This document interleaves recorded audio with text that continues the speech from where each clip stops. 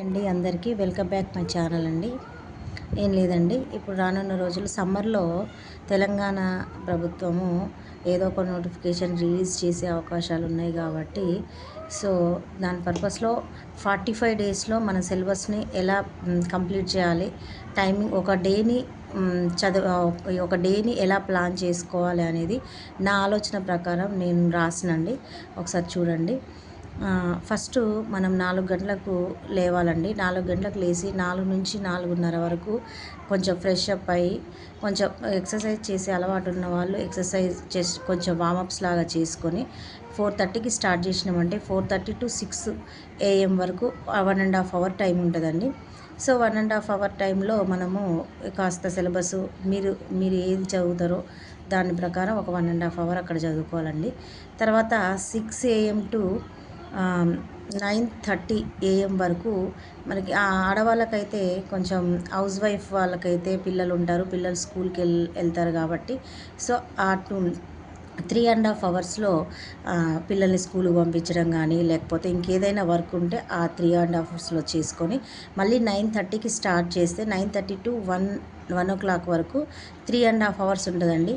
So ఈ 3.5 అవర్స్లో ఎంతో కొంత మీరు ఏది చదవాలనుకుంటున్నారో ఆ టాపిక్ ఈ 3.5 అవర్స్లో చదువుకోండి. నెక్స్ట్ మళ్ళీ 1 to 2:30 వరకు లంచ్ చేయండి. లంచ్ చేసి కొంచెం రెస్ట్ తీసుకోండి. కంపల్సరీ బ్రెయిన్కి రెస్ట్ అనేది అవసరం కాబట్టి బాడీకి కూడా అవసరం కాబట్టి కొంచెం రెస్ట్ తీసుకోండి. మళ్ళీ తర్వాత 2:30కి నుంచి స్టార్ట్ చేస్తే మళ్ళీ 5 o'clock వరకు 2.5 అవర్స్ ఉంటుందండి. ఆ 2.5 అవర్స్లో మీరు ఏం చదవాలనుకుంటే అది చదవండి. సో మధ్యలో బ్రేక్ తీసుకుంటారు, అది కంపల్సరీ నాన్ స్టాప్గా కూర్చొని చదువుతారని ఏం లేదు. కాకపోతే నా ప్లాన్ ప్రకారం నేను రాశానండి.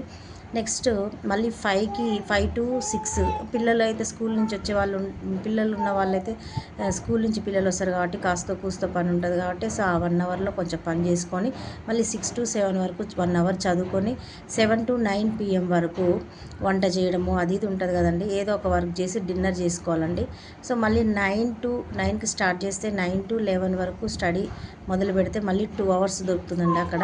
ఆ 2 అవర్స్ ఏదో ఒకటి చదువుకున్న తర్వాత 11కి పడుకుంటే 11 to 4 వరకు పడుకొని మళ్ళీ రొటీన్ సేమ్ డైలీ మళ్ళీ 4 o'clock లేవడం, 4 to 4:30 అలా ప్లాన్ చేసుకుంటే మనకి ఒక డేలో 10.5 అవర్స్ 10.5 గంటలు చదవడానికి టైం దొరుకుతుందండి.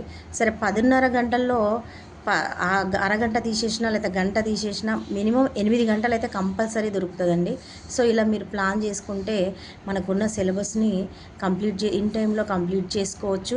ప్లస్ 45 డేస్లో మనం చదవాలనుకున్నది చదవగలుగుతామండి. ఏదో నాకు తెలిసింది నాకు తెలిసిన ఆలోచన నేను రాసి ఇలా పోస్ట్ చేస్తున్నాను అండి. ఓకే, థ్యాంక్ యూ అండి. ప్లీజ్ సబ్స్క్రైబ్ చేసుకోండి.